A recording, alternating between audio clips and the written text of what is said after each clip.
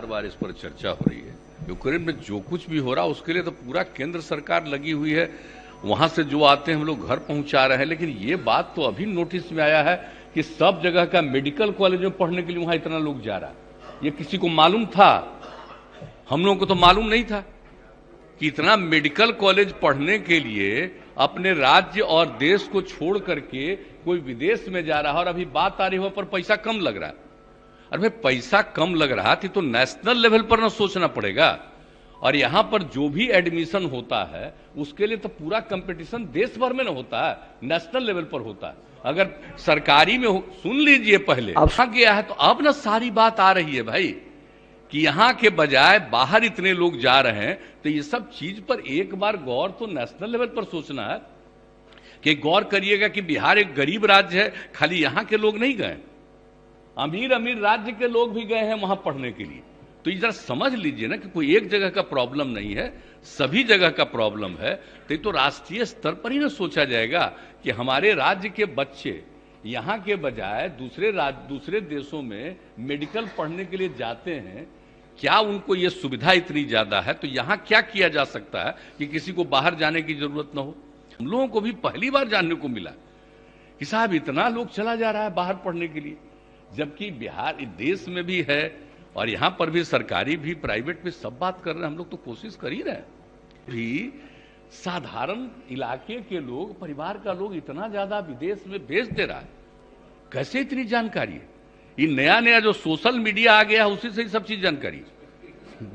हम तो social media के पहले वाले हैं। हम अरे इतना ज्यादा नहीं जाते थे। देखिए कहां जा, अब यूक्रेन कहां था?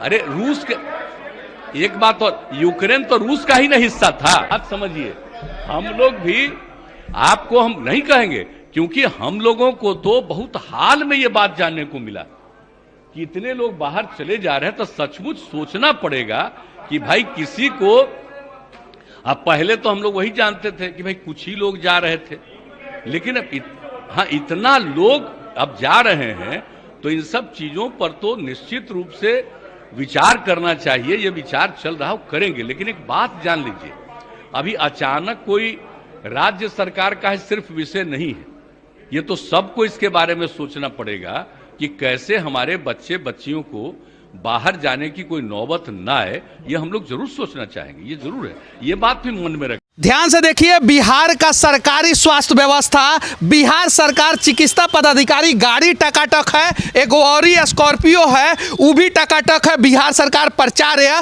और ये प्रचार का गाड़ी तो सही है, लेकिन जिस कॉलेज के प्रचार हैं उस कॉलेज का स्थिति देखिए, आयुर्वेदिक कॉलेज है ये, और ये खंडहर में बदल गया है। आप ये मत समझ जाइएगा, इधर दिखाइए ना थोड़ा ध्यान से कि मोहनजोदड़ो और हड़प्पा की संस्कृति में खुदाई में मिला हुआ ये कुर्सी टेबल चेयर है, ऐसा नहीं है। ये बिहार सरकार के द्वारा बर्बाद किया हुआ हमारा विरासत है। एक आयुर्वेदिक कॉलेज है जो बक्सर में स्थित है और आज अपने विरासत के लिए चीख रहा है, चिल्ला रहा है और आप लोगों से गुहार लगा रहा है कि हमें बचा लो, हमें बचा लो। टॉप 10 MBBS कॉलेजेस के बारे में बात करने वाले हैं, चाहे वो गवर्नमेंट कॉलेज हो चाहे वो प्राइवेट कॉलेज हो। नंबर 1 है एम्स न्यू दिल्ली, और ये नंबर 1 रैंकिंग पे इसलिए है क्योंकि इंडिया टुडे ने इसे नंबर 1 रैंकिंग दी है और साथ ही साथ NIRF ने भी नंबर 1 रैंकिंग दी है। सो आप सोच सकते हो कि ये कॉलेज कितना रेप्यूटेड होगा। तो काफ़ी अच्छा कॉलेज है।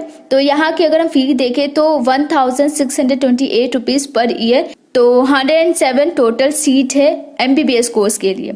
नंबर 2 है Christian medical college Vellore. Okay, इस कॉलेज की फ़ी है 48,530 रुपीज़ पर ईयर, 1 साल की फ़ी है ये, and total number of seats है 100।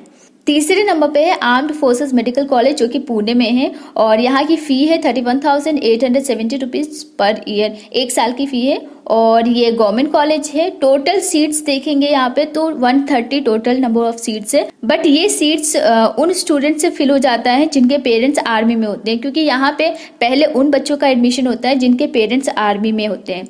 तो यहाँ पे चांसेस बहुत कम होते हैं एडमिशन लेने के लिए, बट स्टिल आप एडमिशन ले सकते हो, लेकिन उसके लिए आपको नीट एंट्रेंस एग्जाम अच्छे रैंक से पास करना होता है। ओके, नंबर 4 है मौलाना आज़ाद मेडिकल कॉलेज जो कि न्यू दिल्ली में है, और अगर हम MBBS की टोटल कोर्स फीस की बात करें तो 15,450 रुपीज़ MBBS की फ़ीस है ये, एंड टोटल सीट्स है 250 सीट्स।